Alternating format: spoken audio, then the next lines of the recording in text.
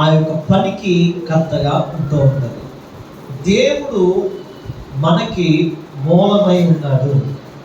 దేవుడు మనకి సమస్తానికి ప్రభువైన యేసే మూలమై ఉన్నాడు, కర్త అయి ఉన్నాడు. గడిగే స్తోత్రం చెప్పండి.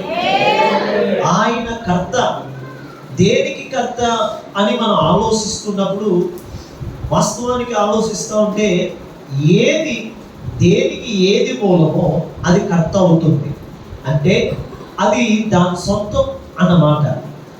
ఏమి రావాలన్నా ఏది చేయాలన్నా ఆ కర్త దగ్గర నుంచే మనకి సమకూర్చబడతాయి. అది దానికి అధిపతి ఉంటుంది. అలాగే మన ప్రభు కూడా ఒక కర్తగా ఉన్నాడు. స్తోత్రం కలుగుగాక. మన ప్రభు కూడా మనకి ఒక కర్త అయి ఉన్నాడు. ఒకదానికి కాదు, అన్నిటికీ ఆయన కర్త అయి ఉన్నాడు. ఒకే ఒక దానికి మాత్రం ఆయన కర్తగా లేడు. అది ఏమిటంటే పాపానికి మాత్రమే. నేను స్తోత్రం చెప్పండి. పాపానికి తప్ప అన్నిటికీ కూడా ఆయన కర్త అయి ఉన్నాడు. అంటే కర్త అంటే ఏంటండి? కలిగి చేసినాడని, సృష్టించినాడని, సమస్తానికి ఆధారమని ఆయనే. అందుకని వాక్యం చెప్తా ఉంది. ఈరోజు కొన్ని మాటలు మనం ధ్యానం చేద్దాం. అసలు దేనికి కర్తగా ఉన్నాడు? ఎలాగ మనకి కర్తగా ఉండి ఆయన నడిపిస్తున్నాడు? ఆయన కర్తగా ఉంటే మనకి ఏం కలుగుతుంది? ఆయన మనకి కర్తగా ఉన్నప్పుడు మనం ఏం నేర్చుకోవాలి అనే మాటలు బైబిల్లోంచి మనం చూద్దాం. ఈ మాటలు మనం ధ్యానం చేద్దాం. హెబ్రీయులకు రాసిన పత్రిక పౌలు హెబ్రీ సంఘానికి రాస్తూ 12వ అధ్యాయం 2వ వచనంలో ఈ మాట ఉపయోగించారు. ఆయన ఒక మాట చదువుదామా? హెబ్రీయులకు రాసిన పత్రిక 12వ అధ్యాయం 2వ వచనం. సులువుగా చిక్కులు పెట్టి పాపమును విడిచిపెట్టి అంతేనా? సులువుగా చిక్కులు పెట్టి పాపమును విడిచిపెట్టి విశ్వాసమునకు కర్తయు దాన్ని కొనసాగించువాడైన యేసు వైపు చూచుచు మన ఎదుట ఉంచబడిన పందెములో మనం ఓపికతో పరిగెత్తుదుముగాక. గట్టిగా స్తోత్రం చెప్పండి. మనం ఎలాగ పరిగెత్తాలి? దేనికోసం పరిగెత్తాలంటే అసలు ఆయన ఏంటంటే దేనికి కర్తగా ఉన్నాడంటే ఒకటి ప్రాముఖ్యమైనది విశ్వాసానికి కర్త. విశ్వాసం లేకుండా కార్యాలు జరగవు కదా. విశ్వాసం అనేది కార్యాలు చేస్తుంది. విశ్వాసం ఉంటేనే అద్భుతాలు చూడగలుగుతాం. విశ్వాసం ఉంటేనే అన్నింటినీ మనం పొందుకోగలుగుతాం. విశ్వాసం ఉంటేనే అన్ని విషయాలు మనం జయం పొందుకోగలుగుతాం. విశ్వాసం లేకపోతే ఏది మనం పొందుకోలేము. అందుకనే విశ్వాసం ద్వారానే అన్నిటినీ పొందుకున్నారు భక్తులు. అందుకనే విశ్వాసం అనేది ప్రతి విశ్వాసికి, ప్రతి భక్తుడికి, ప్రతి ఒక్క క్రీస్తుని కలిగి ఉన్న ప్రతి ఒక్కరికి కూడా ప్రాముఖ్యంగా ఉండవలసింది ఏంటంటే విశ్వాసము. ఈ విశ్వాసం ద్వారానే కార్యములు జరుగుతాయి కనుక ఆ విశ్వాసం ఎంతో విలువైనది కనుక ఆ విశ్వాసాన్ని ఎవరిస్తారంటే కర్తగా ఉన్నాడు యేసు. ఆ కర్త దగ్గరికి వెళ్ళి మనం అడగాలి. స్తోత్రం కలుగుగాక. అంటే విశ్వాసానికి కర్త యేసు. కాబట్టి విశ్వాసానికి కర్త యేసుగా ఉన్నాడు కనుక యేసు విశ్వాసానికి కర్తగా ఉన్నాడు కనుక ఆ కర్త అయిన యేసుని అడగాలి. ప్రభువా నాకు విశ్వాసం ఇవ్వు. ఏమి ఇవ్వాలి చెప్పాలి? నాకు విశ్వాసం ఇవ్వయ్యా. నాకు విశ్వాసం ఇస్తే నేను అద్భుతాలు చూడగలుగుతాను. నాకు విశ్వాసం ఇస్తే నేను కార్యాలు చూడగలుగుతాను. నాకు విశ్వాసం ఇస్తే నేను ఆశ్చర్య కార్యాలు పొందుకోగలుగుతాను. నాకు విశ్వాసం ఇస్తే నేను లేని దాన్ని కూడా చూచి దాన్ని పొందుకోగలుగుతాను. స్తోత్రం కలుగుగాక. విశ్వాసము చాలా ప్రాముఖ్యమైనది. అందుకనే యేసును చూస్తూ పొందండి విశ్వాసం అని చెప్పాడు. గ్రంథకర్త 12వ అధ్యాయం 2వ వచనం ప్రకారంగా యేసును చూచినప్పుడు విశ్వాసం వస్తుందట. ఏమండి?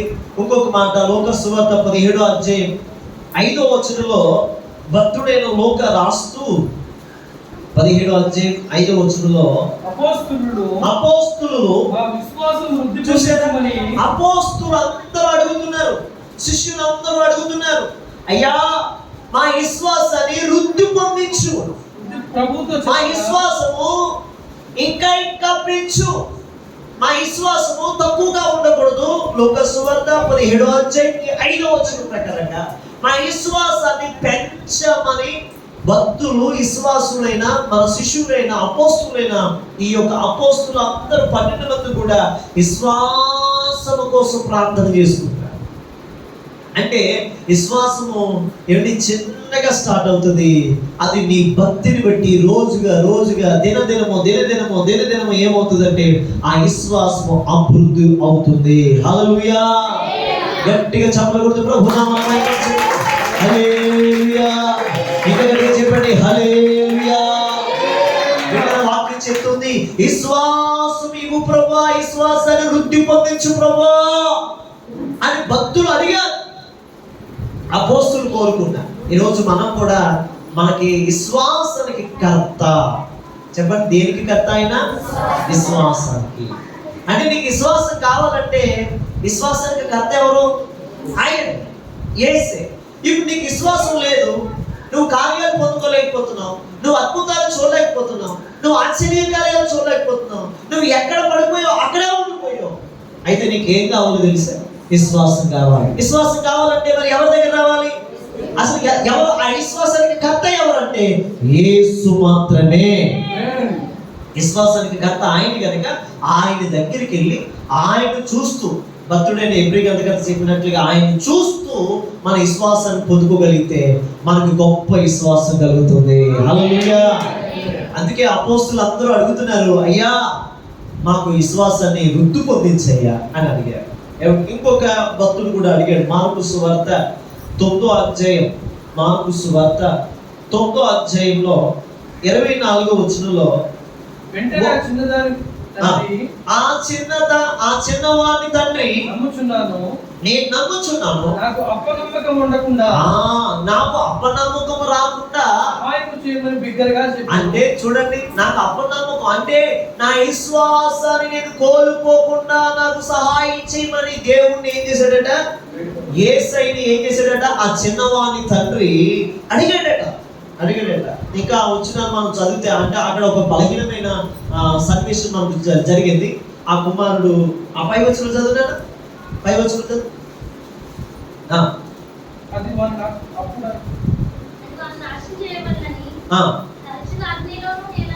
అంటే అతని యొక్క కుమారుడు ఏమయ్యాడు? అతను ఆ కుమారుడికి ఏం పట్టిందంటే దయ్యం పట్టింది. దయ్యం పడితే మాటికి ఏం చేస్తుంది? తరచుగా చదవండి, తరచుగా నేలలోకి అగ్నిలోకి పడదోస్తుంది కనుక ఏమైనా నీ వలన అవుతుందేమో నా మీద కనికరపడి నాకు సహాయం చేయమని అందుకు యేసు నమ్ముట నీ వలన నీ వలనైతే చెప్పండి నమ్ముట నీ వలనైతే. నీ పక్కకి చెప్పండి, హైప్ ఇచ్చి నమ్ముట నీ వలనైతే నమ్మువానికి సమస్తము సాధ్యమే. ఏమైనా చేయగలవు, తతమంతం నీ నామముకే మహిమంతా తెచ్చుకొందుము. యేసయ్యా యేసయ్యా నీకే సాధ్యము. చెప్పండి అందరూ, యేసయ్యా యేసయ్యా నీకే సాధ్యము. అంటే నమ్మితే చాలు సాధ్యపరుస్తాడు ఆయన. ఆమె చెప్పండి కనుక నువ్వు నమ్మావా కార్యాన్ని సఫలపరుస్తాడు. నువ్వు నమ్మకపోతే నువ్వు చేయగలవా? ప్రభు నువ్వు చేయగలవా? నాకు ఇంత పెద్ద క్యాన్సర్ ఉందయ్యా, నువ్వు చేయగలవా? రే క్యాన్సర్ కంటే పెద్దోడు కదా నేను, అవునా కదా?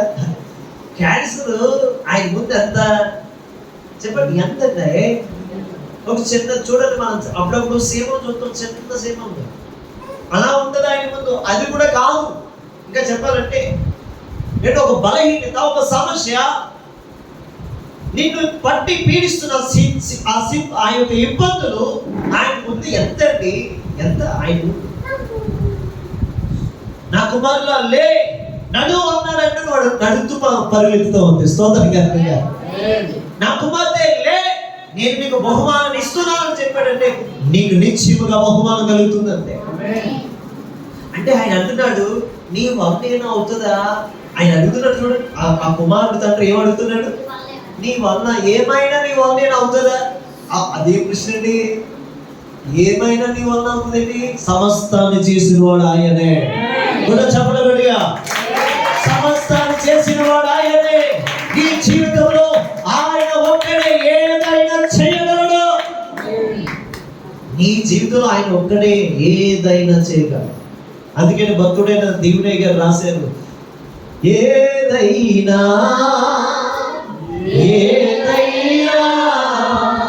నా జీవితములో నీవే చేయగలవు, నా జీవితములో నీవే చేయగలవు. హల్లెలూయా. ఏదైనా చేయగలవు, నువ్వు చేయలేదంటూ లేదయ్యా. ఆయన అన్నిటికీ కర్త అయి ఉన్నాడు. మొదటిగా విశ్వాసానికి కర్త అయి ఉన్నాడు. ఏదైనా చేస్తాడు. నువ్వు అడగాలి కానీ ఏదైనా చేస్తాడు. నువ్వు విశ్వాసం ఉంచాలి కానీ ఆయన ఏదైనా చేయగలడు. 30 సంవత్సరాలు ఉన్నాయి, 40 సంవత్సరాలు ఉన్నాయి. నువ్వు అడుగు, దేవుడు ఖచ్చితంగా విశ్వాసంతో అడుగు, దేవుడు ఖచ్చితంగా కార్యం చేస్తాడు. హల్లెలూయా. దగ్గరికి చెప్తాం హల్లెలూయా. ఏదైనా చేయగలడు ఆయన. అయితే నువ్వు డౌట్తో అడగకూడదు. ఆయన ఏమన్నాడు? సందేహంతో అడుగుతున్నాడు. అక్కడ ఏమైనా నీ వల్ల అవుతుందయ్యా? అదే క్వశ్చన్. నువ్వు ఎవరి దగ్గరికి వచ్చి ఎవరిని అడుగుతున్నావు? నువ్వు ఎవరి దగ్గరికి వచ్చావు? సమస్తాన్ని సృష్టించిన సృష్టికర్త దగ్గరికి వచ్చి ఏమైనా నీ వల్ల అవుతుందండి. ఎంత కోపడతాడు ఆయన? ఎంత కోపడతాడండి? ఇప్పుడు ఎమ్మెల్యే గారు ద్వారా ఏ పనులు కొన్ని ఉంటాయి, సీఎం గారి ద్వారా ఏ పనులు కొన్ని ఉంటాయి. వీళ్ళ ద్వారా అవ్వకుండా పిఎం గారు ఉంటారు, ప్రధానమంత్రి ద్వారా ఇంకా అన్నీ అయిపోతాయి కదా.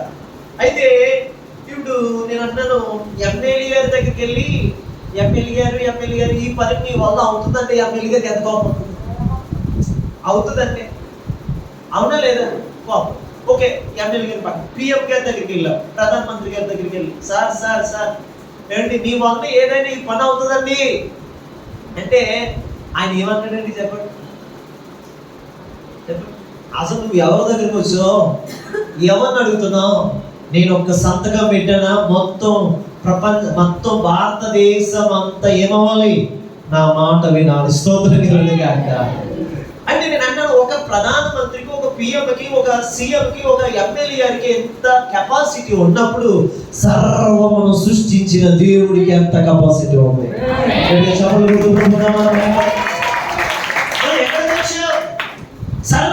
ఇచ్చేవాడి దగ్గరికి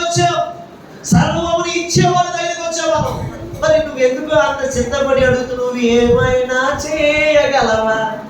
ఏదైనా ఇవ్వగలవా? చేద్దావా? చేయవయ్యా.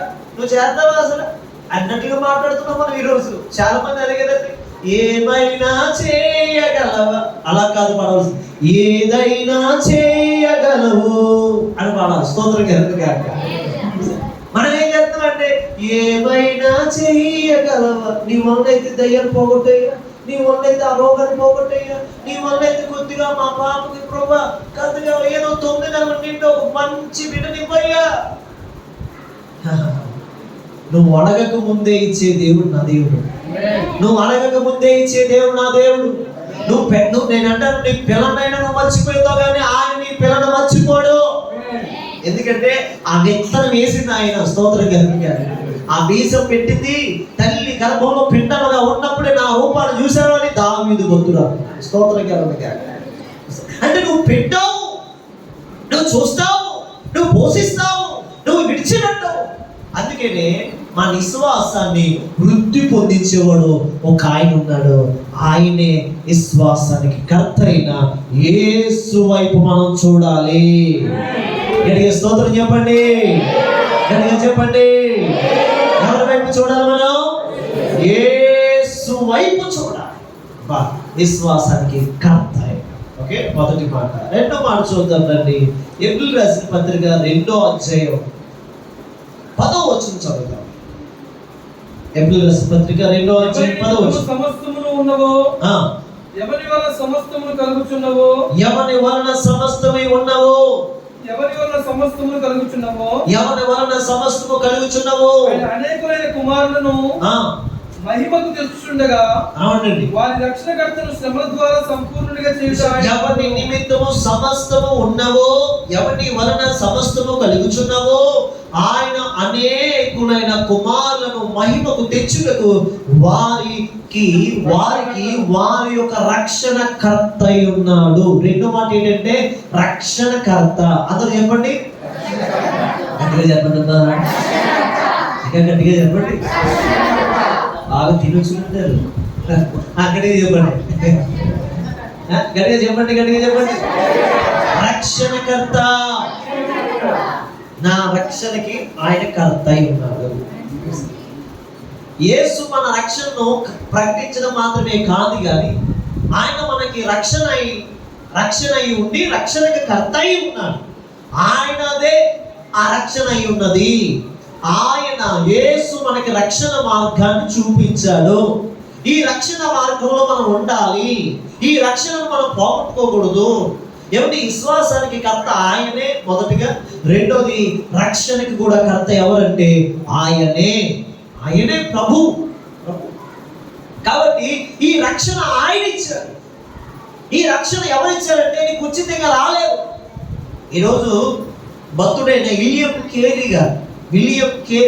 డాక్టర్ విలియం కేరీ గారి యొక్క ఆయన చనిపోయిన రోజు అని చెప్పేసి ఒక మెసేజ్ వచ్చింది. వదంతి జయంతి ఏదో ఉంటుంది కదా, దగ్గర ఆయన 40 భాషల్లో బైబిల్ను తర్జుమా చేశారు. 40 భాషల్లో బైబిల్ను, దేవుని యొక్క వాక్యాన్ని ప్రజలకు అందియాలని అనేకమైన భాషల్లో 40 భాషల్లో పర్టికులర్గా 40 భాషల్లో తర్జుమా చేశారు. అనేక మందికి ఆయన ఉపయోగకరంగా నిలిచారు. నేను అంటున్నాను, ఆయనని ఒక చిన్న రక్షింపబడ్డాడు. ఆయన ఆ రక్షణకి కర్త అయిన వాడు.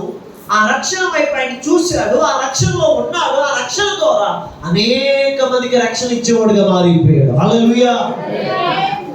విలియం కేరీ గారు పడ్డ కష్టాలు, బాధలు ఇంటండి కదండి. ఒకసారి తన కుమారుడు చనిపోతే ఏం చేయాలో తెలియక అలాంటి పరిస్థితుల్లో భార్య కుమారుని బట్టి, కుటుంబాన్ని బట్టి కలవరపడి మెంటల్గా అప్సెట్ అయిపోయింది. అప్సెట్ అయిపోతే అలాంటి పరిస్థితుల్లో విలియం కేరీ గారు తన కొడుకుని చేతుల మీద తీసుకెళ్ళి తానే గొయ్యి తీసుకుంటే, తన కుమారుని అక్కడే పక్కన పెట్టి తానే గొయ్యి తీసుకుంటే, తానే పుడిచి, తానే మట్టేసి, తానే మళ్ళీ పుడిచి ఆ మట్టిని ఆ సమాధి అంతా క్లీన్ చేసి, ఆ సమాధి అంతా చేసి మళ్ళా తిరిగి విజయవంతుడిగా వచ్చి మళ్ళా తన పనిని, తన కర్తవ్యాన్ని, తన రక్షణ జీవితాన్ని కాపాడుకున్నాడు. హల్లెలూయా.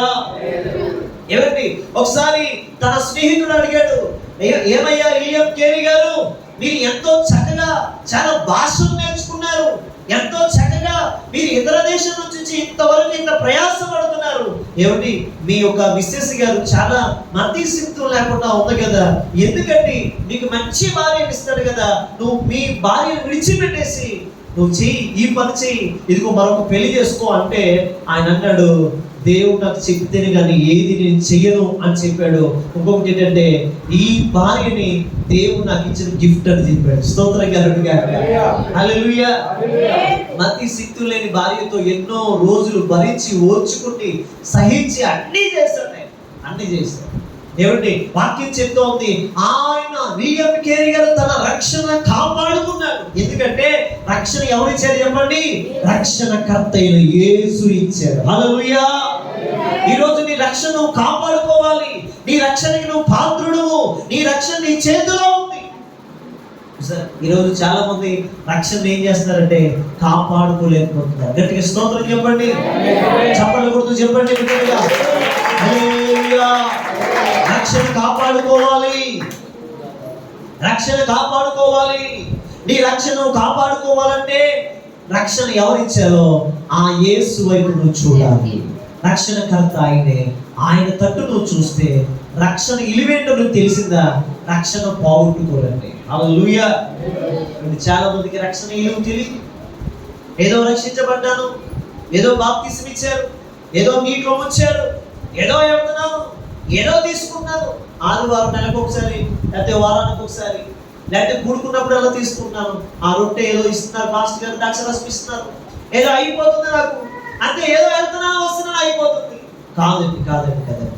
రక్షణ కర్త ఇలువ ఏంటో నీకు తెలిస్తే ఆ రక్షణ ఏంటో నీకు తెలుస్తుంది. ఆ రక్షణ నువ్వు కాపాడుకోగలుగుతావు. హల్లెలూయా. ఈరోజు చాలా మంది రక్షణ ఇలువ తెలియక అక్కడికి ఇక్కడికి దాంట్లోకి దీంట్లోకి వెనక్కి ముందుకి వెనక్కి పరిగెత్తుతున్నారు. ఎందుకంటే రక్షణ విలువైనది. ఆ రక్షణ కర్త అయిన యేసు నీ కోసం ప్రాణం పెడితే వచ్చింది. పుట్టే రాలేదు. నేను ఎందుకు విలియం కేరీ కోసం చెప్పానంటే ఆయన 40 భాషల్లో తర్జుమా చేయడానికి భార్యతో సహవాసం విడిచిపెట్టాడు. తక్కువ ఏమిటి, బావును కోల్పోయాడు, కుటుంబాన్ని కోల్పోయాడు. అంత త్యాగం చేసి రక్షణ జీవితాన్ని కాపాడుకుండి ప్రజలకు రక్షణ ఇచ్చేవాడిగా మారిపోయాడు. హల్లెలూయా. ఈరోజు మీరు కూడా గమనించండి, రక్షణ కాపాడుకోకపోతే రక్షణకర్త బాధపడతాడు. రక్షణ కాపాడుకోకపోతే రక్షణ ఇచ్చిన కర్త ఉన్నాడే, ఆ రక్షణ ఇచ్చిన కర్త బాధపడతాడు. ఆ విషయం నువ్వు గమనించి నువ్వు తేటపరచుకుని ఆ రక్షణ నువ్వు ఏం చేయాలంటే కాపాడుకోవాలి. మళ్ళీ నాకు లోకం లాగింది, ఒకసారి నేను దబ్బేస్తాను. మళ్ళీ నాకు లోకం లాగింది, ఒకసారి నేను లోకంలోకి వెళ్తాను. మళ్ళీ నాకు లోకం లాగుతుంది అని చెప్పి మళ్ళా మనం లోకంలో కలిసిపోయేవారుగా ఉండకూడదు. కానీ లోకాన్ని జయించిన వారుగా ఉండి మనకి రక్షణ ఎవరైతే ఇచ్చారో ఆ రక్షణకర్తను సంతోష పెట్టడమే మనకి రక్షణకు ఉన్న గొప్ప విలువ. హల్లెలూయా. కాబట్టి బిడ్డలారా, రక్షణ ఉంటే రాలేదు, అది ప్రాణం పెడితే వచ్చింది. రక్షణ ఉంటే రాలేదు. ఎంతో మంది భక్తులు ప్రాణాలు పెట్టి రక్తాన్ని గర్చి వాళ్ళు కొట్టబడి తిట్టబడి అవమానపరచబడితే నీ దాకా వచ్చింది ఆ రక్షణ. నీ దాకా వచ్చింది. ఒక భక్తుడు చూడండి, థామస్ ఏమిటి మన అంటే తోమా గారిని చూస్తే ఏంటి, తోమా గారు కూడా తన జీవితాన్ని అర్పణగా పెట్టాడు భారతదేశం. ఏమిటి మద్రాసు అనబడుతున్న, చెన్నై అనబడుతున్న ప్రాంతంలో తన జీవితాన్ని అర్పణగా పెట్టాడు. కేరళ ప్రాంతానికి వచ్చి, కొచ్చి ప్రాంతానికి వచ్చి అక్కడ కొన్ని రోజులు సువార్త చేసి ఆ ప్రాంతాన్నంతా ఎలిగించి, మద్రాసుని ఎలిగించి అక్కడి నుంచి ఉజ్జీవోత్సవాలు మొదలైంది. అంటే ఒక భక్తుడు మరణం ద్వారా, ఒక భక్తుడు రక్తము ద్వారా ప్రపంచమంతా కదిలించబడింది. హల్లెలూయా. ఈరోజు వాక్యం వింటున్న నీవు, నీ రక్షణకర్త ఎవరో తెలిస్తే నీ రక్షణ కాపాడుకుంటావు. నీ పక్కకు ఎప్పుడు నీ రక్షణకర్త ఎవరో తెలిస్తే నీ రక్షణ కాపాడుకుంటావు. మళ్ళా లోకంలోకి వెళ్ళి మళ్ళా నువ్వు అటు ఇటు పరిగెత్తు. నువ్వు స్టాండ్ బిఫోర్ గాడ్. నువ్వు ముందు యేసు ముందు నిలబడి ఆ రక్షణ వైపు చూస్తూ ఆ రక్షణ నువ్వు కాపాడుకుంటావు. ఇంకా ఎవరైతే రక్షణ ఇచ్చారో ఆ రక్షణకర్తను పట్టుకుంటావు. కాబట్టి రెండోది ఏంటంటే రక్షణకర్త. అలా ఆయన ఎలాంటి వాడు? దేనికి కర్త? ఆయన రక్షణకర్త. మూడో మాట చూడండి, మూడో మాటకి వెళ్తాం. చూడండి, మూడో మాట మనం చదివితే యోహాను సువార్త 16వ అధ్యాయం 26వ వచనం చూడండి. మీరు నా పేరిట అడుగుతున్నారు కానీ మీ విషయమే నేను తండ్రిని వేడుకుందని మీతో చెప్పలేదు. మీరు నన్ను ప్రేమించి నేను దేవుని యొద్ద నుండి బయలుదేరి వస్తున్నానని నమ్మి. యోహాను 16:26. yes. ఆ దినమందు మీరు నా పేరిట అడుగుదురు గాని మీ విషయమై నేను తండ్రిని వేడుకుందునని మీతో చెప్పుటలేదు. మీరు నన్ను ప్రేమించి నన్ను దేవుని యొద్ద నుండి బయలుదేరి వచ్చిందని నమ్మితిరి గనుక తండ్రి తానే మిమ్మల్ని ప్రేమించుచున్నాడు. నేను తండ్రి యొద్ద నుండి బయలుదేరి లోకముకు వచ్చి ఉన్నాను, మరియు లోకమును విడిచి తండ్రి యొద్దకు వెళ్ళుచున్నానని వారితో చెప్పాను. ఇక్కడ ఒక మంచి మాట మనకి కనిపిస్తూ ఉంటది బిడ్డలారా. యోహాను సువార్తలో మొత్తం మన యోహాను సువార్తలో ఎక్కువగా పలికే మాట ఏంటి తెలుసా? పరిశుద్ధాత్మ ఆదరణకర్త. చూసారు? అంటే మూడోది ఏంటంటే ఆయన దేనికి కర్త అంటే ఆదరణకి కర్త. స్తోత్రం కలుగుగాక. ఏమిటి అర్థమవుతుందా? ఆయన దేనికి కర్త అంటే ఆదరణకి కర్త. అంటే 14వ అధ్యాయం 16వ వచనం. yes, ఈ మంచి మాట చదువుతా. తండ్రిని వేడుకొందును, నేను తండ్రిని వేడుకొందును, మీ యొద్ద ఎల్లప్పుడూ మీ యొద్ద ఎల్లప్పుడూ ఉండుటకై ఆయన వేరొక ఆదరణకర్తను, వేరొక ఆదరణకర్తను. అనగా సత్యస్వరూపిగా చాలు. మీకు అనుగ్రహించును. అందరూ చెప్పండి. మూడోది ఏంటి? ఆదరణకర్త.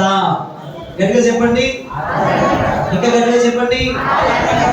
ఆయన ఏమై ఉన్నాడు? ఆయన దేనికి కర్త అయి ఉన్నాడంటే ఆదరణ ఇవ్వడానికి కర్త అయి ఉన్నాడు. ఆదరించగలడు. బంధువులు ఆదరించలేరు. ఒకవేళ ఆదరించరు కొన్ని రోజులే. కుటుంబం, ఇంట్లో వారు, భర్త, పిల్లలు, ఫ్రెండ్స్, ఇంకా చెప్పాలంటే స్నేహితులు, ఇంకా చెప్పాలంటే మన చుట్టూ ఉన్న బంధువులు, మన చుట్టూ ఉన్న కొలీగ్స్, ఇంకా చెప్పాలంటే మన చుట్టూ ఉన్న మనకు సంబంధించిన కొంతమందికి మనం తెలిసిన వారికి, ఏమండి ఎవరైనా సరే ఆదరణ ఇవ్వలేరు. కానీ ఆదరణ ఇచ్చిన అది కొద్ది రోజులు ఉంటది. కానీ మన యేసయ్య ఇచ్చే ఒక గొప్ప అభయం ఏంటి తెలుసా? ఏమంటే ఆయన ఆదరణకి కర్త అయి ఉన్నాడు. ఆయన మనల్ని ఆదరించగలడు. హల్లెలూయా. ఆయన ఏం చేస్తాడంటే ఆదరిస్తాడు. ఎప్పుడు ఆదరిస్తాడు చెప్తాడు. కుంగిపోతూ కుసించిపోతూ ఉంటే, దుఃఖము వేదన మధ్యలో నలిగిపోతూ ఉంటే, కుంగిపోయిన పరిస్థితిలో ఆయన మనల్ని ఆదరించగలడు. నలిగిపోతున్న పరిస్థితిలో ఆయన మనల్ని ఆదరించగలడు. కుసించిపోతున్న పరిస్థితిలో ఆయన మనల్ని ఆదరించగలడు. ఏమండి ఇంకా అంటున్నాడు, ఆయన ఆదరణకర్తగా ఉండి మన యొద్దకు వచ్చి మనం పట్టుకుని ఆదరించే దేవుడై ఉన్నాడు. స్తోత్రం చెప్పండి. ఏమండి నేను అంటున్నాను, ఆదరణకర్త. కొన్నిసార్లు మన పిల్లలు పోగొట్టుకున్నప్పుడు నిజంగా ఎంత వేదన అంటే, మనం నిజంగా ఎంతమంది వచ్చిన ప్రాముఖ్యులు, అతిథులు అనబడుతున్న వారు, ప్రాముఖ్యులు అనబడుతున్న వారు, ముఖ్యమైన వారు ఎంతమంది వచ్చినా, ఏమిటి నేను అంటున్నా, ఎవరైనా సరే ఆ తల్లి వేదన తీర్చలేదు. రీసెంట్గా ఒక పాస్టర్ గారి యొక్క పాప ప్రభులోకి ధరించారు. మరి ఆమె పాప దేవుడికి ఇష్టమైంది. మరి దేవుడికి ఇష్టమైతే ఏమిటి జెసికా అనబడుతున్న సహోదరి దేవుడికి ఇష్టమైంది, దేవుడు తీసుకున్నాడు.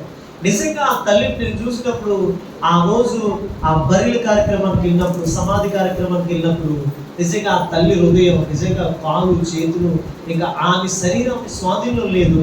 ఆమె చూసినప్పుడు చాలా వేదన కలిగింది నాకు.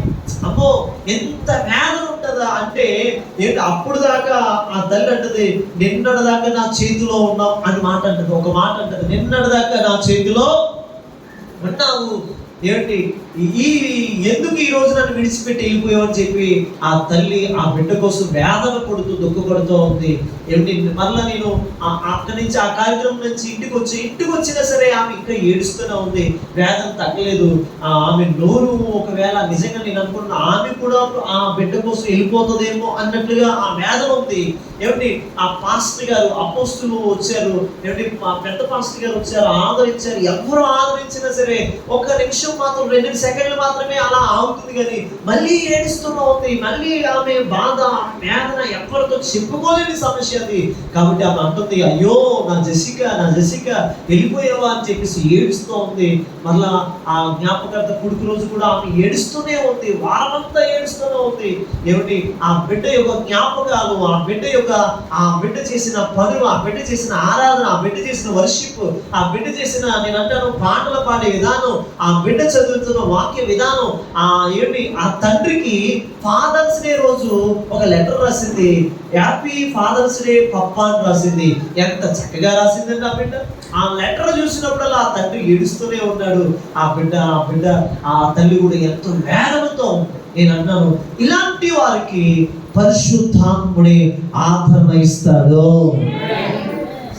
భర్తను కోల్పోయి, పిల్లలను కోల్పోయి, నేను అంటాను, ఎవరు నేను ఏంటి నా జీవితం ఒంటరిగా ఉంది, ఏంటి నా బ్రతుకు ఇలా ఉంది, అయ్యో నా జీవితం ఏంటి ఇలాగే అయిపోయింది అనుకుంటున్న వారికి పరిశుద్ధాత్ముడు ఆదరణకర్త మన ప్రభువై ఉన్నాడు. ఆ ప్రభువే ఆదరణకర్త అయిన పరిశుద్ధాత్మను నీ దగ్గరికి పంపిస్తాడు. నాకు అనిపించింది, యేసయ్య నేను ఒకటే చిన్న ప్రార్థన చేశాను. ఆ ఇంట్లో దైవ సేవకులు పెద్దవాళ్ళు చేస్తుండగా నేను కూడా మనసులో తీశాను, ప్రభా ఆ బిడ్డ నీ దగ్గర ఉందని ఒక చిన్న రుజువు చూపించయ్యా చాలు, ఆ బిడ్డకి సంతోషం కలుగుతుంది. ఒక్క మాట నువ్వు చెప్పుమా ప్రభా. నేను ఏమని ప్రార్థన చేశానంటే, ఒక్క మాట, ఏమొద్దు ప్రభా, అయ్యా ఒక్క మాట, ఇదిగో బిడ్డ జెస్సిక నా దగ్గరే ఉంది, చాలా ప్రశాంతంగా ఉంది, ఆడుకుంటుంది, కాబట్టి చూడని చెప్పి ఒక చిన్న దర్శనం చూపించి ఒక ఆదరణను నువ్వు మాత్రమే ఇవ్వగలవు. హల్లెలూయా. అండి డిసిఎస్ దినకరన్ గారి యొక్క ఏంజిల్ దినకర్ అని ఏంజిల్ అనేది ఇవాంజిలినో ఇది పేరు ఉంది, ఆమె కుమార్తె పేరు, ఆయన కుమార్తె పేరు. ఆ కుమార్తె 15-16 సంవత్సరాలు చనిపోయినప్పుడు డిసిఎస్ దినకరన్ గారు ఇక గదిలోంచి బయటకు వచ్చేవారు కాదు. తల్లి కంటే ఎక్కువ ప్రేమించారు, తన భార్య కంటే ఎక్కువ ప్రేమించారు. ఈయన ఆమె వర్షిప్ చేసేది, పాటలు పాడేది. డిసిఎస్ దినకరానికి వెళ్ళి ఆయన దైవ సేవకులు వెళ్ళేసరికి ఈమె పాటలు పాడి వర్షిప్ చేసి నాన్నగారికి ఆ పెద్ద ఆయనకి వాక్యం ఇచ్చారు. వాక్యానికి సమయం ఇస్తే ఈయన వచ్చేసరికి ఆమె ఊహించేసింది వర్షిప్. అలా ఉండేది. అంత చక్కగా పాటలు పాడుతూ ప్రజలను నడిపిస్తూ భక్తులు నడిపిస్తూ ఉన్న బిడ్డ ఒకేసారి ప్రభు తీసుకున్నారు. అనుకోని పరిస్థితుల్లో డిసిఎస్ దినకరన్ గారు ఏడుస్తున్నారు, ఇంక గదిలోంచి బయటికి రావట్లేదు.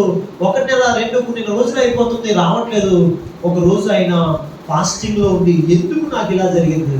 అందరూ అడుగుతారు, ప్రభా నన్ను అడుగుతారు, పాస్టర్ గారుకే అలా జరిగితే మనకెందుకు జరగదని చెప్పేసి అంటారయ్యా, పాస్టర్ గారికి ఎందుకు జరగాలి అని అంటారయ్యా అని చెప్పేసి కొన్ని మాటలు ప్రభుత్వం చెప్పి, అయ్యా ఎందుకు జరిగిందో నాకు చెప్పవా, ఏంటి జరిగిందో నాకు చెప్పవా, అసలు ఎందుకు నా బిడ్డ తీసుకున్నావు ఒక్కసారి చెప్పు ప్రభు అంటే, దేవుడండి ఒకసారి ప్రార్థనలో ఉంటుండగా దినకరన్ చూడు నా వైపు అని చెప్పి ఒక దర్శనాన్ని చూపించారు. పరలోక రాజ్యంలో ఆ యొక్క తన కుమార్తె ఎంతో సంతోషంగా ఆడుకుంటుందండి. స్తోత్రం కలుగును గాక.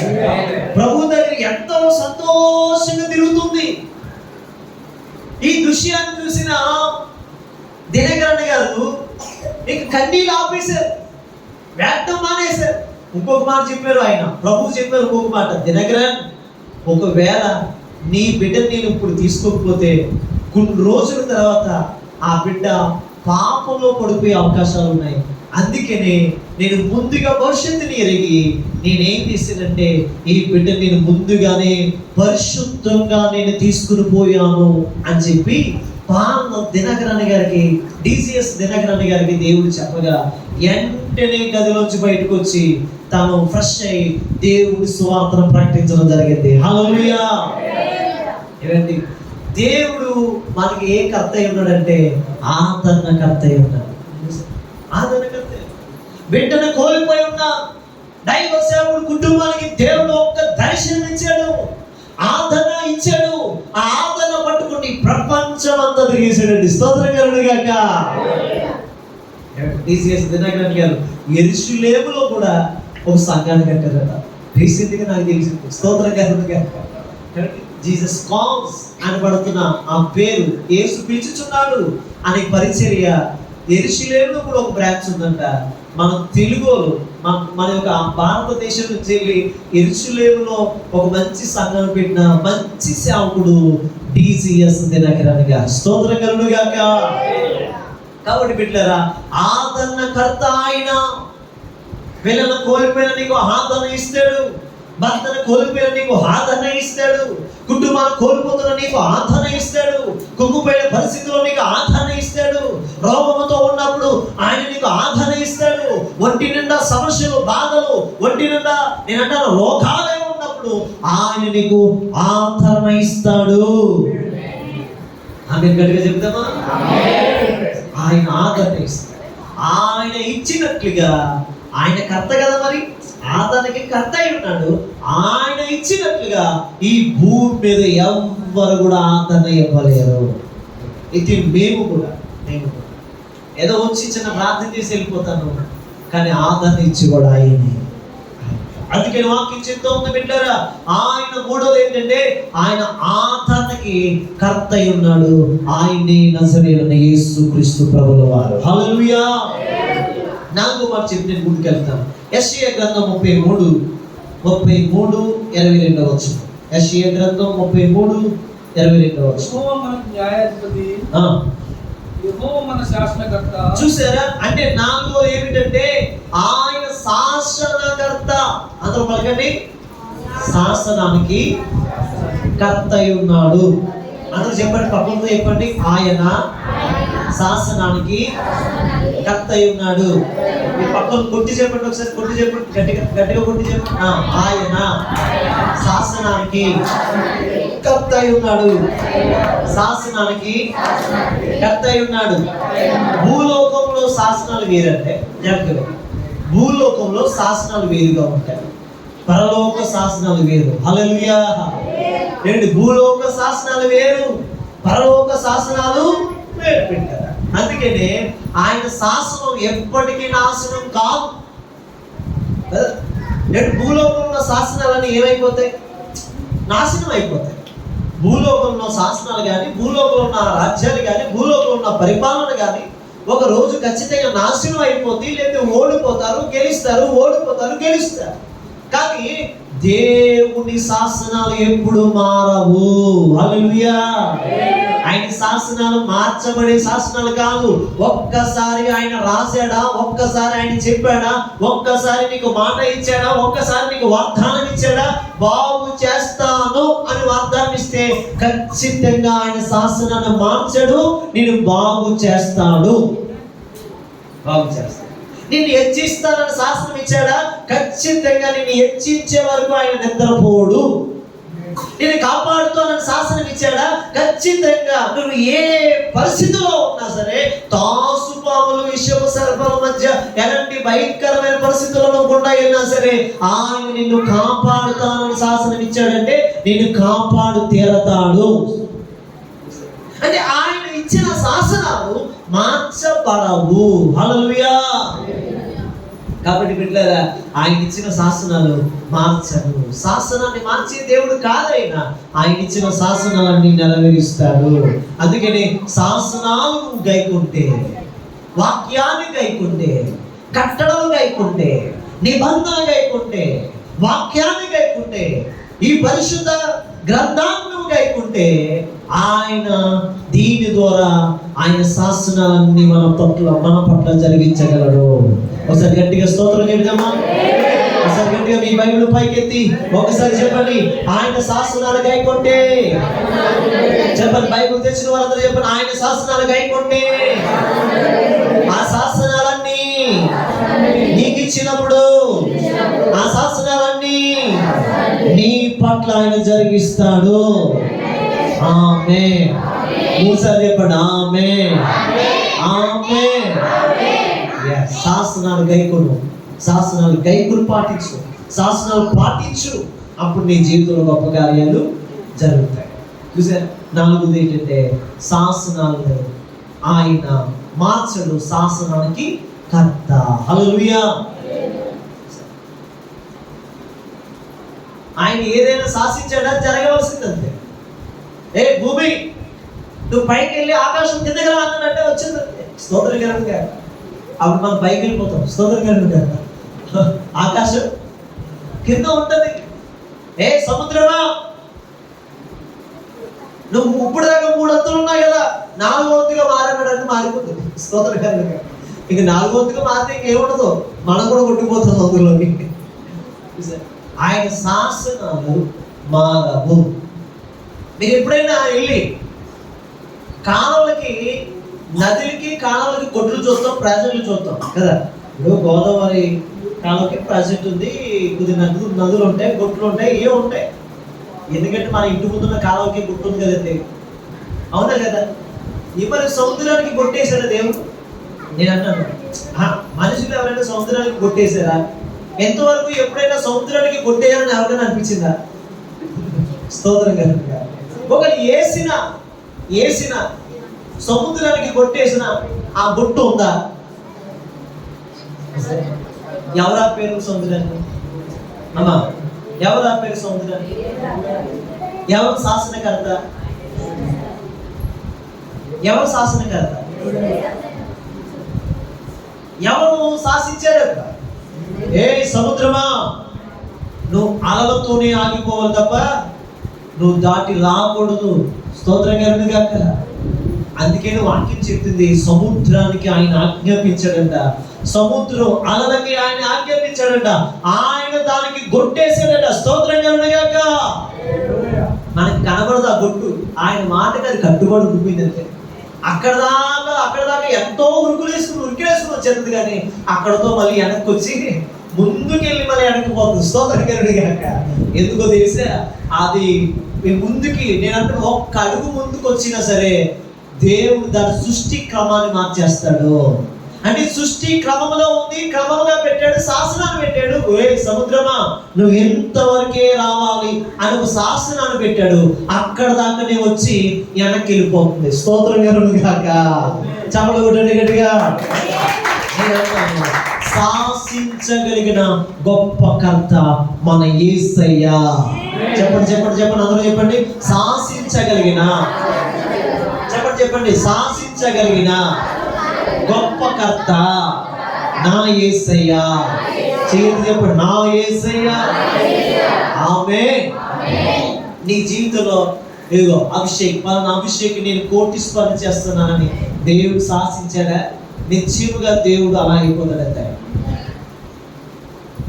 నిశ్చయం. ఇక్కడ ఉన్న బిడ్డలకి, ఏమన్నా బిడ్డలకి యేసు నామములో దేవుడు శాసనాలు పొందుకుందురుగాక. దేవుడి శాసనాలు పొందుకుందురుగాక. బాబు, దేవుడి శాసనాలు మీరు పొందుకుని వెళ్ళుదురుగాక. అదే దాన్ని అంటారు రాత కదా. శాసనం అంటే ఒక విధంగా చెప్పాలంటే నీ మీద ఒక ఆయన రాయాలి ఏదోటి. నువ్వు పుట్టినప్పుడు ఒకటి రాస్తాడు, ఆయన ఆజ్ఞకి ఎప్పుడైతే నువ్వు కట్టుబడి ఉంటావో అప్పుడు అది జరిగిపోతుంది. నీ పట్ల ఏదైతే దేవుడు రాశాడో అది నీ పట్ల జరగాలంటే నువ్వు దేనికి కట్టుబడి ఉండాలి? చెప్పాలి. వాక్యానికి నువ్వు కట్టుబడి ఉండాలి. ఎప్పుడైతే వాక్యానికి, నిబంధనకి, పరిశుద్ధ గ్రంథానికి నువ్వు కట్టుబడి ఉంటావో అప్పుడు నీ మీద ఏదైతే దేవుడు శాసించాడో చిన్నతనంలోనే, పెండమగా ఉన్నప్పుడే అది నిశ్చయముగా జరుగుతుంది. హల్లెలూయా.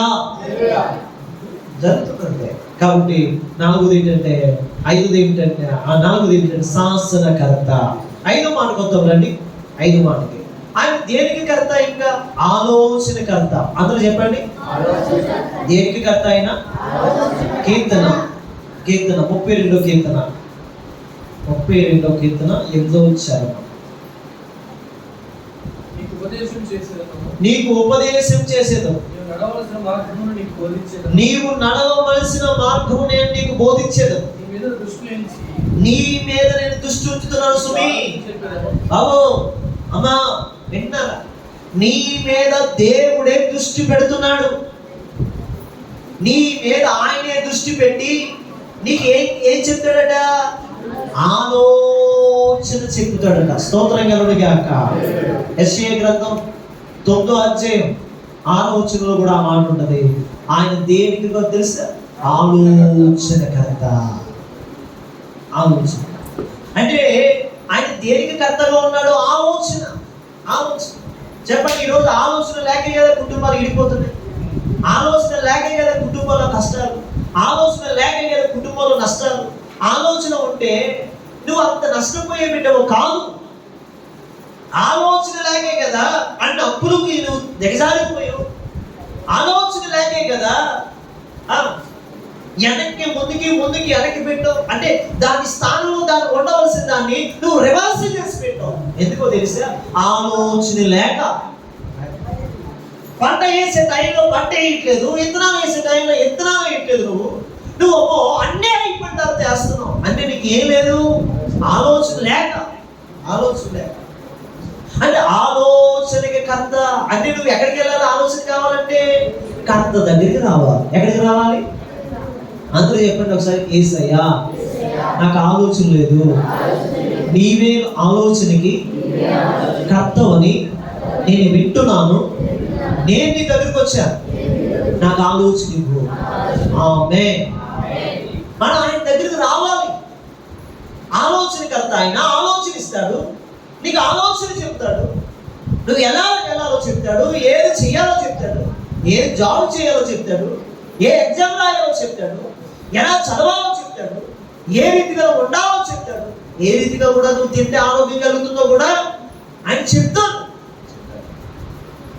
ఏమండి, యేసుప్రభు పద్ధతిలో మనం చూస్తే ఆయన ఏం చెప్పాడు తెలుసా? చేపలు పెట్టాడు. ఆయన ఉన్నప్పుడు ఏం పెట్టాడు? చేప పెట్టాడు, చేప, ఫిష్ అంటే చేప పెట్టాడు, రొట్టె పెట్టాడు. స్తోత్రం కలుగుగా. గోధుమ పిండితో చేయబడిన రొట్టె పెట్టాడు. మీరు ఎక్కడికైనా వెళ్ళండి, ఇదేదో జబ్బు చేస్తుందండి, ఈ రెండు ఎక్కడికైనా వెళ్ళి ఏ డాక్టర్ అడగండి, ఈ రెండు తింటే జబ్బు చేస్తాయండి అడగండి. ఏ డాక్టర్ కూడా జబ్బు చేద్దని చెప్పడు, కానీ ఇది మేలు చేద్దని చెప్తాడు. స్తోత్రం కలుగుగా. ప్రతి డాక్టర్ చెప్పేది ఏంటో తెలుసా? చేప తినండి, చేప తినండి, చేపకి తలకాయలు తిని మీ ఆయన తలకాయలు తినకండి. కొంతమంది చేప తలకాయ తినేవాళ్ళు ఉంటారండి. పురుషుల తలకాయలు తినేస్తారే, కోడి తలకాయలు తిని మా తలకాయలు తింటారే మీరు? చేప తలకాయ తినండి, అది జ్ఞానం ఇస్తుంది. స్తోత్రం కనుక చేపలు తినండి, చేపలు తినమని చెప్పాడు దేవుడు. ఏమంటే రొట్టె తినమని చెప్పాడు, గోధుమ పిండితో తయారు చేయబడిన ఆహారం తినమని చెప్పాడు. మరి మనం ఏంటంటాం?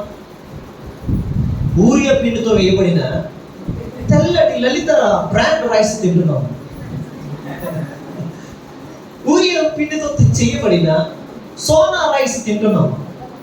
ఊరియా పిండితో తయారు చేయబడిన, చెప్పండి ఇంకేమున్నాయి, గిద్ద మైసూర్ రైస్ తింటున్నాం. దేవుడేం చెప్పాడు? గిద్ద మైసూర్ తినమన్నాడా?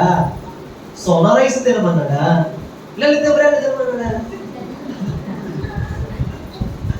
చెప్పండి.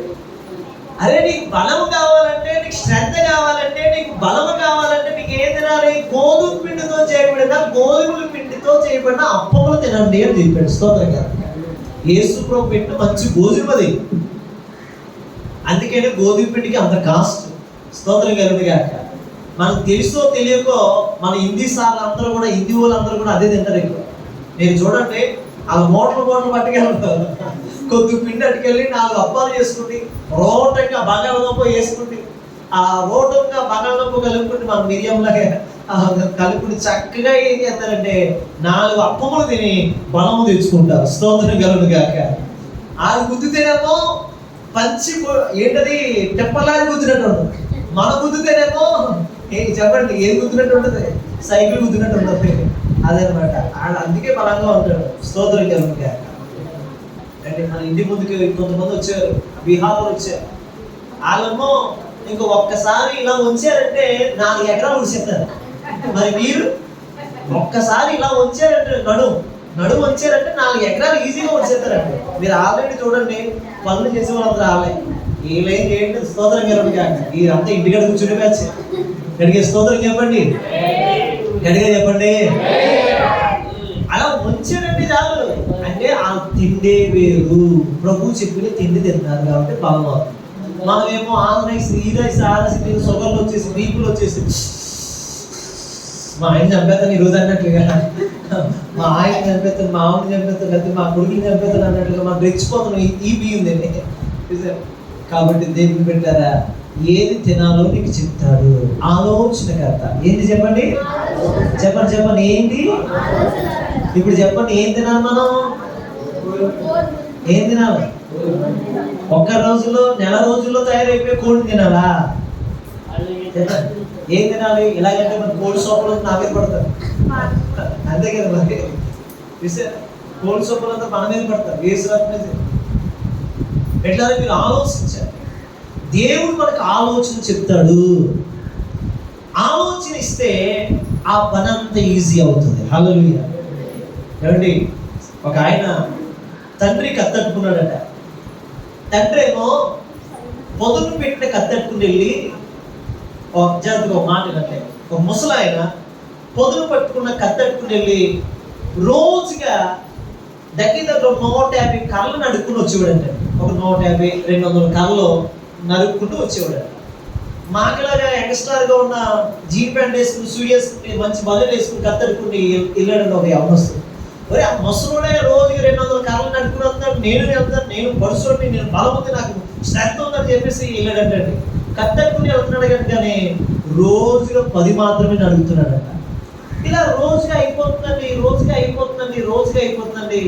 అప్పుడు ఆ ముసలోడి దగ్గరికి వెళ్ళి, ఏమిటి తాతయ్య ముసలోడా నువ్వేమో రోజుగా 200 అడుగుతున్నావు, నేను రోజుగా ఒక 10-15 మాత్రమే అడగగలుగుతున్నాను. ఏంటి నీకు నాకు తేడా ఏంటి? నేను బలవంతుడు కదా, ఎందుకు నా వల్ల అవ్వట్లేదంటే ఆయన అన్నాడంట, నీ కత్తికి పొదువు లేదు, నా కత్తికి పొదువు ఉందని చెప్పాడంట.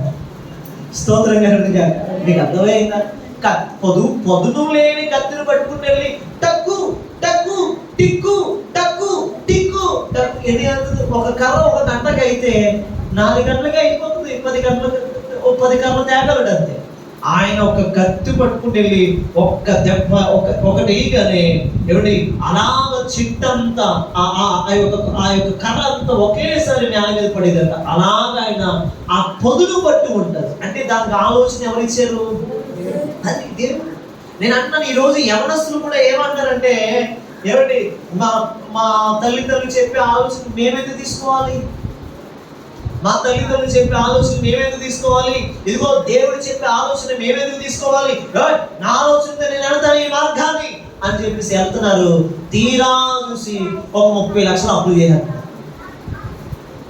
తీరా చూసి ఆ గోతులో పడిపోతున్నారు, తీరా చూసి ఆ నష్టంలో పడిపోతున్నారు, తీరా చూసి కష్టంలో పడిపోతున్నారు.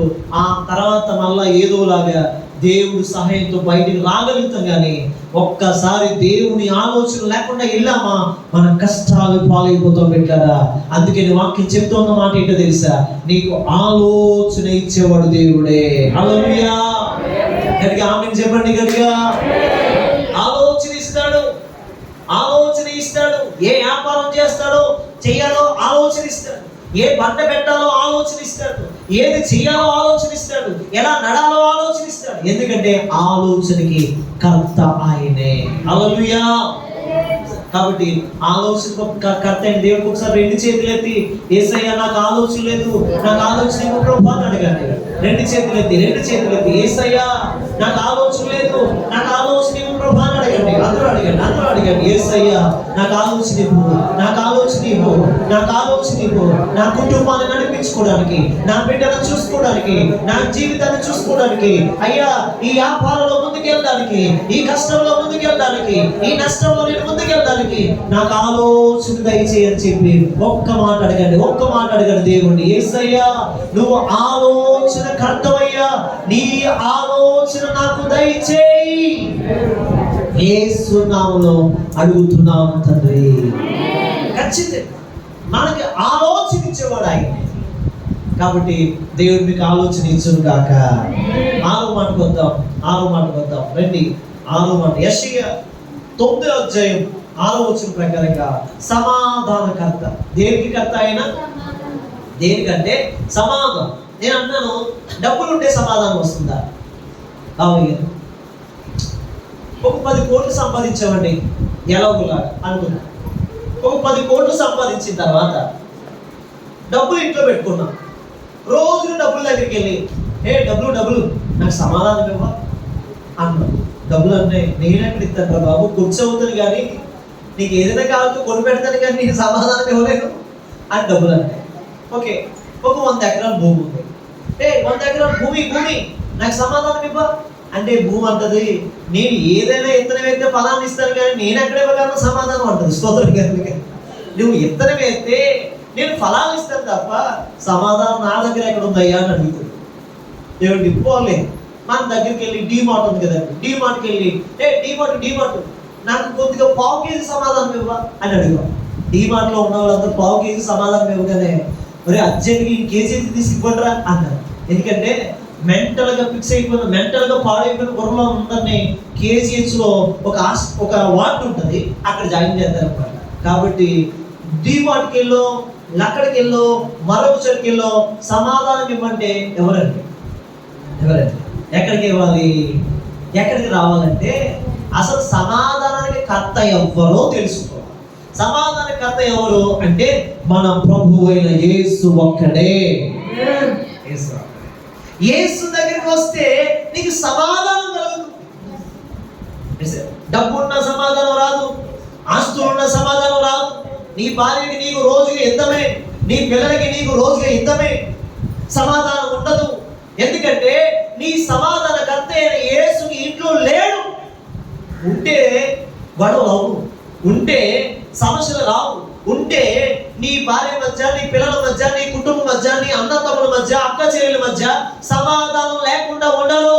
వారు చక్కగా ఉంటారు. అన్నయ్య మాట తమ్ముడు వింటాడు, తమ్ముడు మాట అన్నయ్య వింటాడు. నేను ఎందుకు వినాలి అనే స్వభావం ఉండదు. ఎందుకంటే తెలుసా, సమాధానకర్త అయిన యేసు మన మధ్యలో ఉన్నాడు గనక మనందరూ సమానులమే. స్తోత్రం కలుగును గాక. కాబట్టి వాక్యం చెప్తుంది, సమాధానం ఇచ్చేవాడు ఆయన ఒక్కడే. ఈరోజు ఎంతమందికి సమాధానం ఉంది? మనస్ఫూర్తిగా చేయొద్దండి, మనస్ఫూర్తిగా ఒప్పుకోండి. నాకు సమాధానం ఉందో అని ఒక్కరైనా చేయొద్దగలరా? నాకు సమాధానం ఉందండి, నేను మా ఆయన చాలా హ్యాపీగా ఉంటున్నాం, నేను మా పిల్లలు, నేను నా భార్య, నేను నా భర్త, నేను నా కుటుంబం, నేను మా అన్నదమ్ములు, నేను మా అక్క చెల్లెలు, నేను మా పిన్నులు, నేను మా చిన్నాళ్ళు, మేము అందరం సమాధానంగా ఉంటున్నాం అనేవాళ్ళు ఒకరు చేయొద్దు. అందరూ ఇక్కడ ఫెయిల్ అయిపోతారు. ఎందుకో తెలుసా? సమాధానకర్త ఇల్లు నీకు తెలియలేదు. అసలు కర్త ఆయన, సమాధానానికి కర్త ఆయన. ఆ కర్తను నువ్వు స్పష్టంగా చూడలేదు, స్పష్టంగా నువ్వు తెలుసుకోలేకపోతున్నావు, స్పష్టంగా ఆ సమాధానం నువ్వు పొందుకోలేకపోతున్నావు. అందుకనే సమాధానం నీ ఇంట్లో లేదు. ఈరోజు నీ ఇంట్లో సమాధానం ఉంటే అన్నయ్యకి లోపడతావు, నీ ఇంట్లో సమాధానం ఉంటే నీ భర్తకు లోపడతావు, నీ ఇంట్లో సమాధానం ఉంటే నువ్వు ఎంతో సంతోషంగా ఉంటావు, నీ ఇంట్లో సమాధానం ఉంటే నువ్వు ఎలా బ్రతకాలో దేవుడు చెప్తాడు. హల్లెలూయా. కాబట్టి బిడ్డలారా, ఆరోజు ఏంటో తెలుసా? సమాధానానికి కర్త. ప్రజలందరూ, దేశ ప్రజలందరూ అందరూ సమాధానం సమాధానం, శాంతి శాంతి అంటారు. ఎక్కడుందండి శాంతి? ఎక్కడుంది శాంతి? ఎక్కడుంది? ఎక్కడుందండి శాంతి? ఆడపిల్లలకి శాంతి ఉందా ఈరోజు? ఆడపిల్లలకి ఈరోజు కాపుదల ఉందా ఈరోజు? ఆడపిల్లల్ని హత్య చేసే రోజులు మారిపోయి సమాధానం శాంతితో ఉండవలసిన దేశము, ప్రపంచము సమాధానాన్ని కోల్పోతుంది. ఎందుకో తెలుసా? సమాధానకర్తను మర్చిపోయారు, సమాధానకర్తను మర్చిపోయారు, సమాధానకర్తను పక్కన పెట్టారు, సమాధానం ఇచ్చే యేసుని పక్కన పెట్టారు, సమాధానం ఇచ్చే యేసుని వద్దనుకుంటున్నారు. అందుకనే సమాధానం లేదు. కత్తులు అట్టుకునే వాళ్ళు కత్తులు అట్టుకుంటున్నారు, చంపవలసిన వారు చంపుతున్నారు, యుద్ధాలు చేయవలసిన వారు యుద్ధాలు చేస్తున్నారు. నీవంటే నేను, నీవంటే నేను చెయ్యి అంటూ ఆ బాంబులు వేసుకుని, అనుభవాలు వేసుకుని, కాల్చుకుని చంపేసుకునే రోజులు రాబోతున్నాయి. ఎందుకో తెలుసా? సమాధానకర్తను విడిచిపెట్టే రోజులు ఇవి. అందుకని అలాంటి దినాల్లో మనం ఉన్నాం కనుక మన ఇంట్లో ఉండవలసింది సమాధానకర్త. హల్లెలూయా. మన ఇంటిలో సమాధానకర్త ఉండాలి, మన ఇంటిలో సమాధానకర్త ఉండాలి, మన ఒంటిలో సమాధానకర్త ఉండాలి. అప్పుడే నీ కుటుంబం సంతోషంగా ఉంటుంది. రోజుకు 10,000 రూపాయలు సంపాదించినా సరే నీ ఇంట్లో సమాధానం లేదంటే ఆ 10,000కి విలువ లేదు. రోజుగా నువ్వు 500 రూపాయలు తెచ్చుకుంటే సమాధానంతో జీవిస్తున్నావు అంటే 500 రూపాయలే 5 లక్షలతో సమానంగా చేసేస్తాడు. ఎంత గొప్ప సమాధానం ఉంది, చాలు. అమ్మాయి ఇది సరిపోద్దంటే సరిపోద్దండి, నాకు ఉప్పాడ పొట్టిసీర కావాలండి. 500 రూపాయలు తీసుకుని ఉప్పాడ పొట్టిసీర కొనమంటే ఏమైపోతాడండి చెప్పండి? 500 రూపాయలు రోజుగా తెస్తా ఉంటే నువ్వు ఉప్పాడ పొట్టి సీరలు, లాంచి సీరలు, పొత్తు సీరలు, మంచి సీరలు కొంటా ఉంటే ఇంకా 500 రూపాయలు నీకే సరిపోతాయి. ఇంకా చెప్పాలంటే ఇంకొక 5,000 రూపాయలు అప్పు చేయాలి 500 రూపాయలు. అప్పుడు ఎంత అవుతుంది? 500 ప్లస్ 5,000, 5,500 అవుతుంది. అందుకనే ప్రభు చెప్పాడు, అందుకనే సమాధానంగా ఉండి కొద్దిగా అయినా సరిపోద్దంట. స్తోత్రం ఏమండి? సమాధానంగా ఉండి కొద్దిగా అయినా సరిపోతుంది. నువ్వు సమాధానంగా ఉంటే కొద్దిగా అయినా సరిపోతుంది. నువ్వు కోరుకునే అవసరం లేదు. అన్ని ఇచ్చే యేసు ఉన్నాడు. ఆయన సమాధానం ఇస్తే చాలు, నువ్వు జీవితాంతకాలం సంతోషంగా ఉండగలుగుతావు. హల్లెలూయా. గట్టిగా స్తోత్రం చెప్పండి. 6వ మాట ఏంటంటే సమాధానకర్త. ఏంటి చెప్పండి? దేనికి కర్త ఆయన? సమర్పణ. దేనికి కర్త ఆయన? సమాధానం ఇచ్చేవాడు ఆయన. అమ్మా ఎంత ఉండదు ఇంట్లో, సమాధానం కర్త ఉంటే ఎంత ఉండదండి, ఎంత ఉండదు మనకి. స్తోత్రం సదస్సు ఎంత ఉండవు సమాధానకర్త ఉంటే. సమాధానకర్త ఉండాలి. సమాధానకర్త మన ఇంట్లో ఉండాలి. సమాధానకర్త మన ఇంట్లో ఏలుబడి చేయాలి. సమాధానకర్త మన ఇంట్లో నిలవాలి. అప్పుడే మన జీవితంలో సంతోషం, సమాధానం ఉంటుంది. అప్పుడు మనల్ని చూసిన వాళ్ళు అంటారు, మీరు ఎంత ప్రశాంతంగా ఎలా ఉండగలుగుతున్నారండి, ఎంత చక్కగా ఎలా ఉండగలుగుతారండి, మా ఇంట్లో సమాధానకర్త ఉన్నాడు. మనం ఏం చెప్తాం అప్పుడు? మా ఇంటిలో సమాధానకర్త ఉన్నాడండి, అందుకే మేము ఎంత హ్యాపీగా బ్రతుకుతాం. మా ఆయన చాలా తెస్తున్నాడండి, లేకపోతే మా ఆవిడ చాలా డబ్బులు తెస్తుందండి, నెలకి 1,00,000 రూపాయలు తెస్తుందండి, అయినా సరే సమాధానం లేదండి, ఆవిడకి నాకు ఎక్కడో గొడవ అయిపోతుందండి. అంటే ఏంటి? దాని అర్థం ఏంటంటే సమాధానకర్త ఇంట్లో లేడు. బిడ్డలు మీరు ఆలోచించండి. సమాధానకర్తని మీరు పొందుకుని ఎలుగురుగాక. 7వ మాట చెప్పి నేను ముగిస్తాను. రండి, 7వ మాట హోషేయ 13వ అధ్యాయం 9వ వచనం ప్రకారంగా. హోషేయ గ్రంథం 13వ అధ్యాయం 9వ వచనం ప్రకారంగా,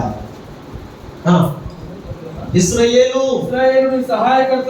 నీకు సహాయకర్తలకు నాకు విరోధివై. అంటే ఇక్కడ ఒక మాట మనం తీసుకోవాలి. అక్కడ ఒక మాట ఉంది మనకి, సహాయకర్త. ఏడోది ఏంటండి? ఆయన దేనికి కర్త అయి ఉన్నాడంటే సహాయం. అందరికి పలకండి ఒకసారి, అందరు పలకారు సహాయం. ఈసారి నేను ఎవరికైనా పేరు పెట్టాలనుకుంటే సహాయం అని పేరు పెడదాం అనుకుంటున్నాను. సహాయం,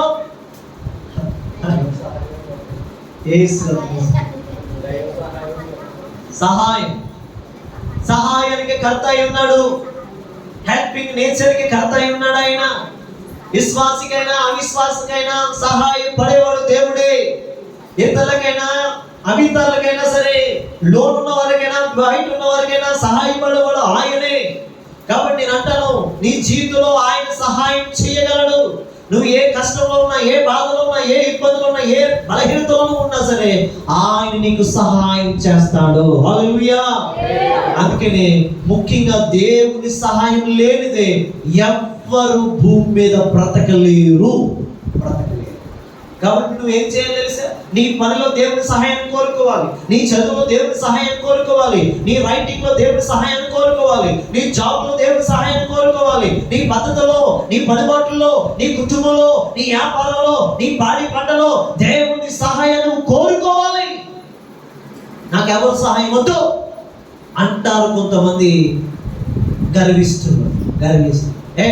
నీ సహాయం నాకేం అవసరం లేదు అంటారు కొంతమంది. ఏమండి, మనుషులను అన్నట్లుగానే దేవుణ్ణి కూడా అంటారు కొంతమంది. దేవుణ్ణి కూడా అంటారు. నెబుకద్నెజరు అలాగే అంటారు. అందుకే దేవుడు అతన్ని ఏం చేశాడు తెలుసా? గట్టి తినిపించాడు. ఏం తినిపించాడు? గట్టి చెప్పండి. దేవుని సహాయాన్ని వద్దనుకుంటే శత్రువును పంపిస్తాడు, మొత్తం రాజ్యాన్నే తీసేసుకుంటాడు. దేవుని సహాయం కావాలి బిడ్డలారా. మనం రాజులమైనా ఎలాంటి వారిమైనా మనకి దేవుడి సహాయం కావాలి. ఎంతమందికి దేవుడి సహాయం కావాలి? నాకు దేవుడి సహాయం కావాలని చేయదు. నిజమన్నా? నిజంగా నాకు దేవుడి సహాయం కావాలా? అవును, నీకు దేవుడి సహాయం కావాలో, జాబ్ కావాలంటే దేవుడి సహాయం కావాలి. దేవుడు సహాయం లేకపోతే తిప్పలు పడేటట్లుగా చేస్తాడు. మీరు చేయొద్దు. అలాగే దేవుడి సహాయం నీకు కావాలా? ఆరోగ్య విషయంలో ఆయన సహాయం కావాలి, నీ కుటుంబ విషయంలో ఆయన సహాయం కావాలి, నీకు డబ్బు విషయంలో ఆయన సహాయం కావాలి. అన్ని విషయంలో కూడా ఆయనే నీకు సహాయం చేయగలడు. కాబట్టి ఈ సహాయకర్తను మర్చిపోకూడదు. ఈ సహాయకర్తను జ్ఞాపకం చేసుకోవాలి. ఈ సహాయకర్తను పట్టుకోవాలి. అయ్యా ఆపద కాలంలో నమ్ముకొనదగిన సహాయం. ఎప్పుడట? ఆపద కాలంలో. అంటే నిన్ను ముంచేసి వెళ్ళిపోతారు, నిన్ను గోతులో పెట్టేసి వెళ్ళిపోతారు, తల మాత్రమే ఉంచుతారు, ఉన్నదంతా ముంచేస్తారు, లోతులోకి తీసుకెళ్ళిపోయి వదిలేస్తారు, నిన్ను నాభిలోకి తీసుకెళ్ళిపోయి వదిలేస్తారు, నిన్ను అడవిలోకి తీసుకెళ్ళిపోయి వదిలేస్తారు. నేను ఎలాంటి స్థితిలో వదిలేస్తారంటే నిన్ను ముంచి దాకా నువ్వు లేకలేని పరిస్థితిలో దాకా కూడా నిన్ను ముంచేస్తూనే ఉంటారు. అలాంటి టైంలో నువ్వు ఒక్కసారి చేయించి సహాయకర్త అని యేసయ్యని పిలవగలిగితే ఆయన లోతులో ఉన్నా సరే అక్కడికి వచ్చేస్తాడు.